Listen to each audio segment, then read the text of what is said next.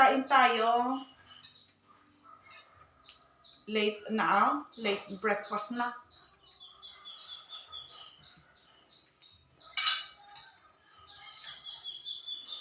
Yung mga parents ko, kumain na kanina. Tapos ako naman, kumakain ako mag-isa.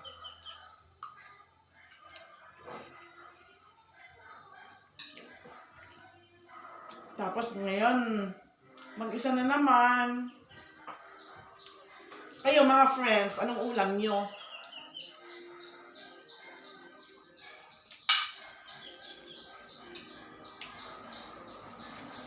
Pero may alam niyo, meron yung mga nanay na wala nang time kumain.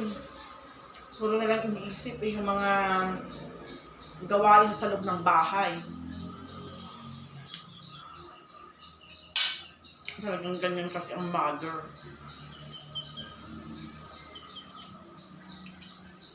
Lalong-lalo na Sabado ngayon, talagang maglalaba mga yan. Okay, bye-bye.